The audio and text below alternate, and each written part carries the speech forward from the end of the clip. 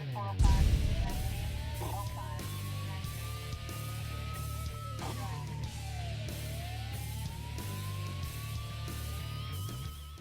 right, welcome back, crime fighters, for another edition of Calhoun County's Most Wanted, the program where you get to help make Calhoun County a better and safer place by helping us lock up some of the bad guys. I'm Chris Wright, along with Calhoun County Sheriff Matthew Wade. Good to see you, Sheriff. Always good to be on the show, Chris. I tell you what, another week.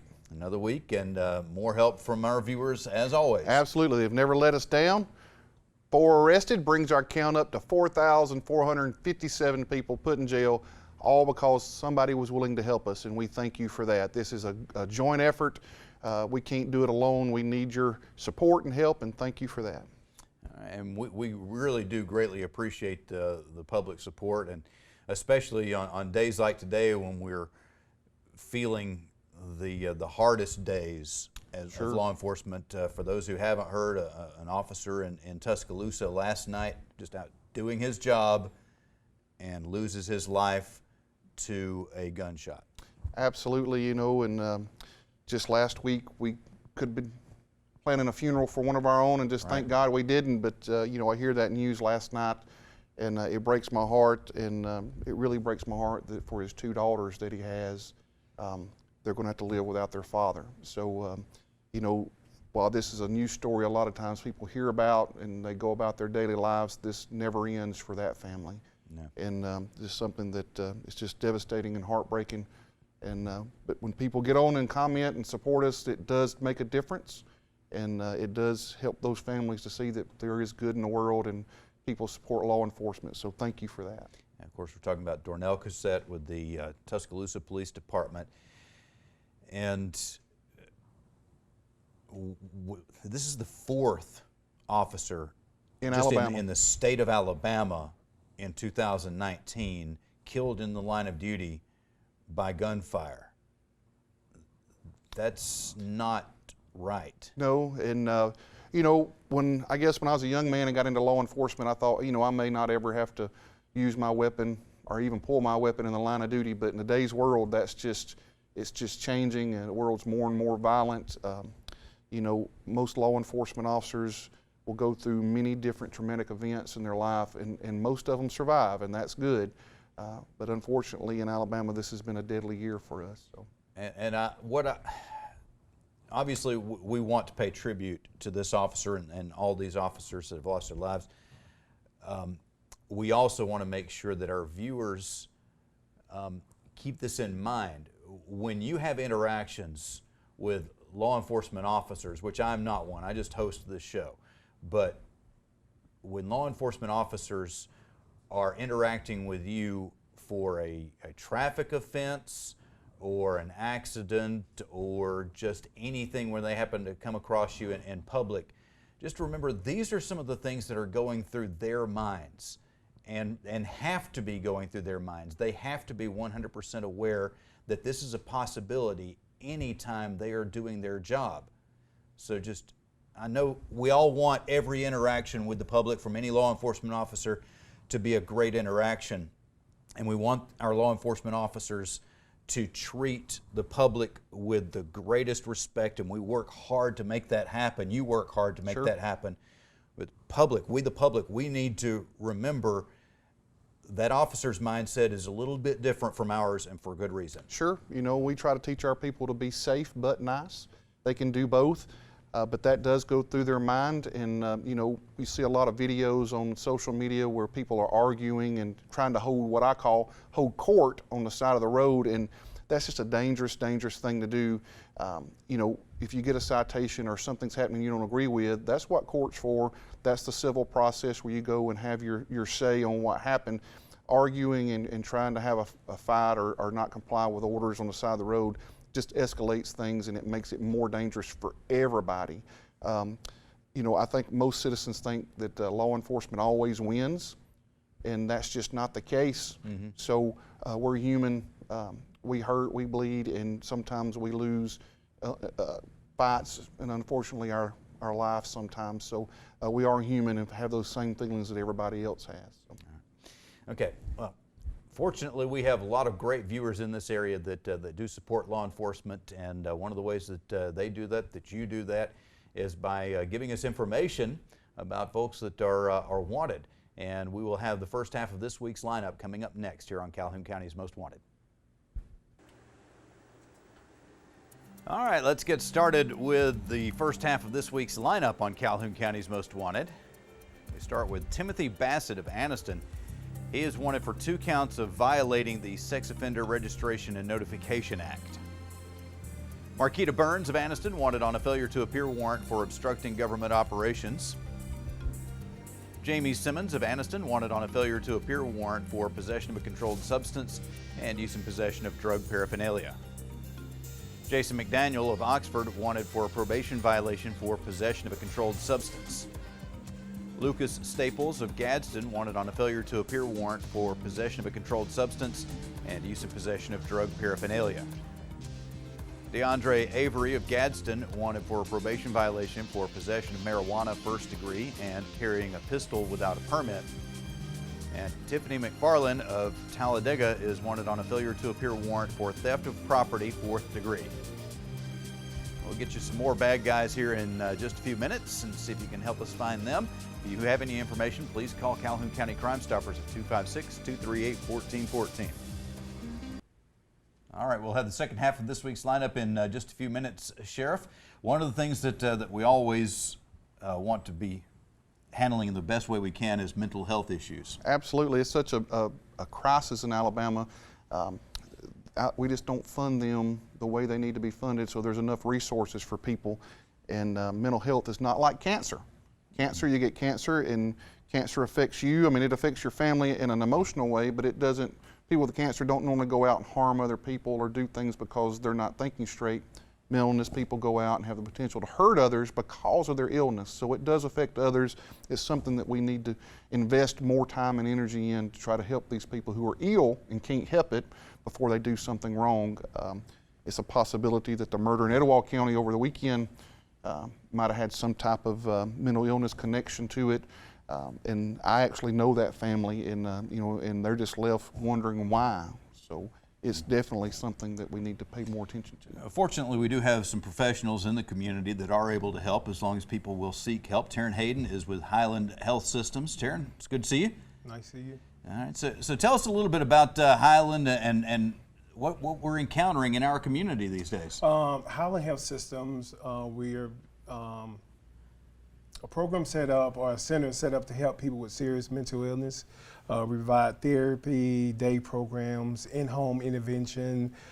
We also have a crisis unit located in our county.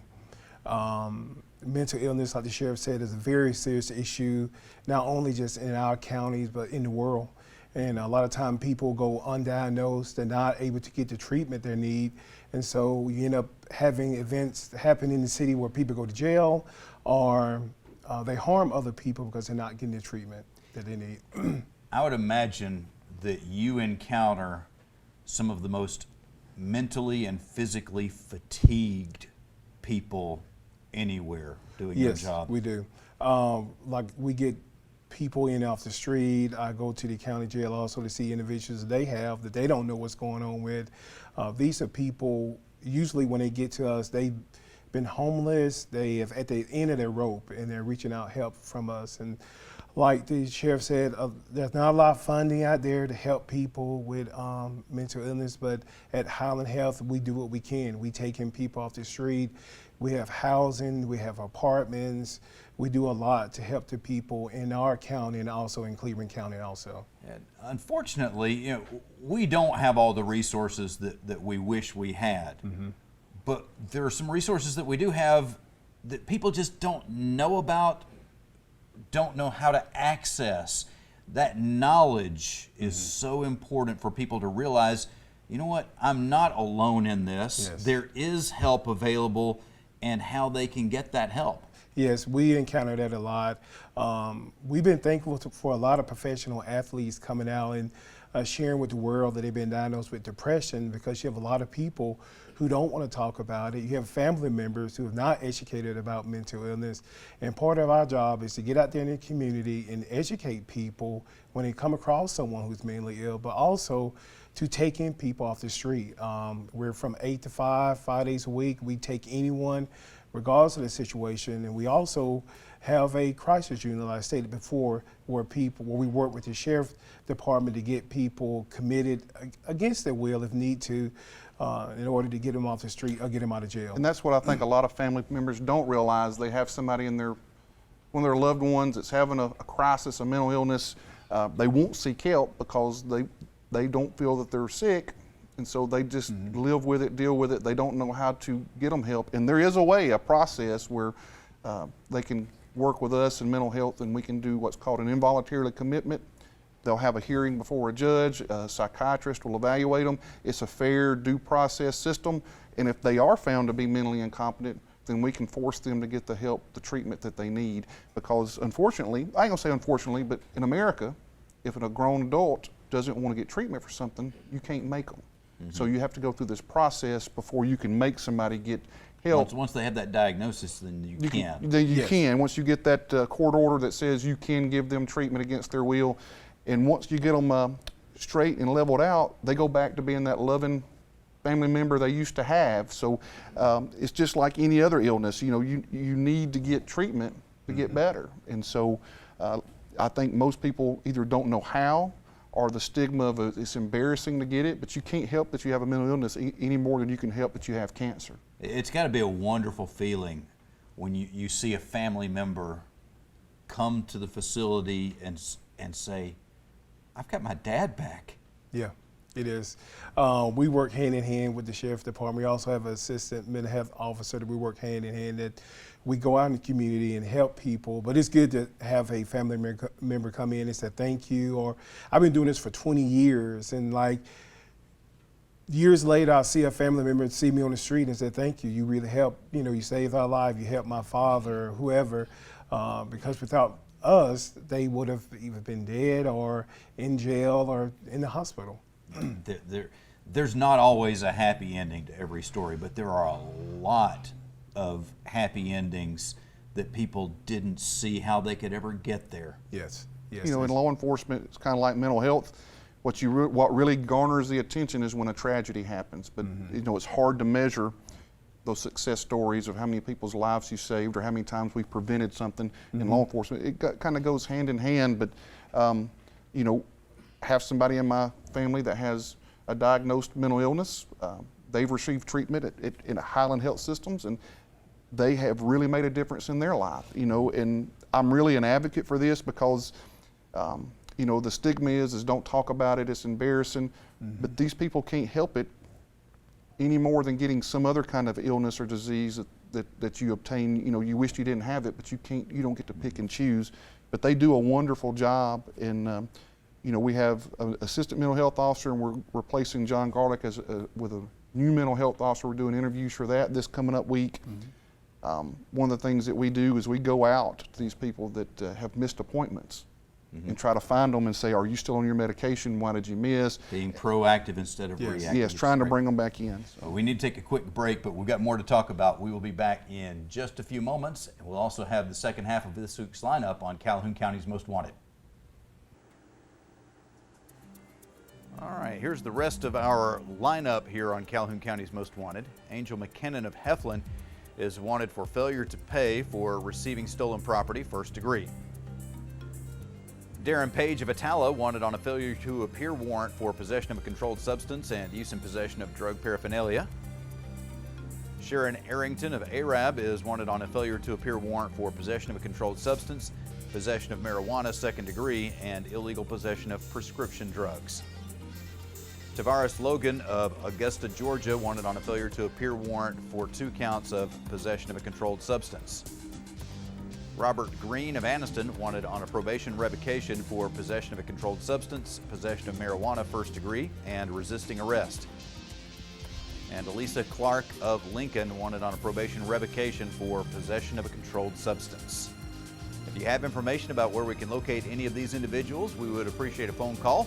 You can call Crime Stoppers at 256-238-1414. They don't need to know who you are, just your information, and you could get a cash reward of up to $1,000. All right, we are back. We'll have the Crime Stoppers segment of the show here in just a few minutes. We're going to have some images that we hope you'll take a good look at and maybe help us with some information. Right now, we're talking about mental health And so we've been talking about Highland Health Systems, and there may be some people out there a little bit distrustful, thinking you're just trying to get everybody locked up, right? You're trying to get everybody committed. You actually have a diversion team. You're trying to help prevent people Yes. from getting committed. Yes, we work with the family, and we go out to the home. We educate them about mental illness and provide them with let them know it's a safe environment. They can trust us. You can come in, you can see the doctor, you can get a therapist. We want to avoid the whole commitment process because it is, the sheriff is involved. Sometimes the process, you have to be in handcuffs and the judge is there. And it can make the person where they don't trust us and they don't trust the family. So the diversion team, we go out there, we meet with them and talk to them and give them other options. Highland Health is there, like I said, from 8 to 5. We have someone on call 24 hours. We work with the mental health officer where we go out and we can help people prevent commitment being done. But if a commitment is needed, the process is pretty simple. You come to the mental health center and meet with me or Christine, and you fill out the paperwork. It goes to an attorney. A court date is filed with the probate judge, and a hearing is done where the individual who has rights get to testify, but also they're evaluated by a psychiatrist. And the judge, the probate judge, renders her decisions based on the testimony. Now, you mentioned court date, and some people are saying, well, I just don't have time. We've got to deal with this now. I can't wait for a court date to deal with this, and that's where a mental health officer comes in. Yeah, absolutely. A mental health officer, a law was created. If somebody's in crisis and it's clear cut that this person's a danger to themselves or others, they've done overt acts, we can have that person hospitalized for up to 72 hours before a doctor and mental health professional to evaluate them, and that way we can keep them safe. But that's an extreme measure, but our goal is to save lives. Our goal is not to go around locking everybody up, but our goal is because we've had numerous cases just in Calhoun County where somebody was mentally ill, kill people, then kill themselves, and we could have prevented that, so that's our goal. And let's be clear, we talk about a mental health officer. That's not something that every county has. No, that's we're a very priority lucky. that Calhoun County has set. Absolutely. I don't know how many there are in the state, but it's probably very few, probably a handful of counties who have a mental health officer, and we're working on a mental health officer and an assistant. And our goal is to save lives, and that's what we're trying to do with it. All right, well, we've got to wrap up, unfortunately. There's more we could talk about, but if people need to get in touch with you, how can they do that? We're online at Highland Health Systems, but we're also located at 331 East 8th Street in Anniston, Alabama, 256-236-3403. All right, thank you very much, and hopefully you'll be seeing not too many people, but the right people. Yes. All right. We will be back in just a few moments. We will have the Crime Stoppers segment of the show and our Crazy Criminal of the Week on Calhoun County's Most Wanted. All right, take a look and see if you recognize the individual in these two photos here. We've got an attempted theft that occurred August 22nd at a business on Highway 431 North. A possibly gray vehicle was seen with one white male driving and a black male that was with him. They attempted to steal an air machine. On September 11th, during a delivery stop, a FedEx driver was approached by a white male on Rabbittown Road in Piedmont. The suspect asked for money, and when the driver said he didn't have much to give, the white male attacked the driver. Suspect fled the scene. Suspect is described as approximately 180 pounds, about 6 feet 2 inches tall, and approximately 30 to 40 years old. If you have information, we would appreciate you sharing that. Please call Calhoun County Crime Stoppers at 256-238-1414. Stupid! You're so stupid! Yeah, I recently sent my son off to the University of Alabama with him living on campus now, and it's like, we worry, okay, what's stupid? Think back to what we did, right? Oh yeah, that's terrible. And so fortunately, this is not him, but from Ohio University, with some video a lot of folks saw over the weekend of an individual having a house party. He gets up there in front of the crowd, egged on by the crowd. He's climbing this electrical pole while intoxicated. Doesn't sound like a very good idea. Manages to get 30 feet up into the air. Before it gets him. And then he grabs a hold of the cables. Kill him? It did not kill him. He's got, let's see, he has 4 breaks in his back, 3 broken leg bones, a hand fracture, and burns, but he is going to survive. Wow, he is, very lucky. Yeah. All right. That's all the time that we have for this week. We'll be looking for you again next week, hopefully not in the lineup or drunkenly climbing up a power pole on Calhoun County's Most Wanted.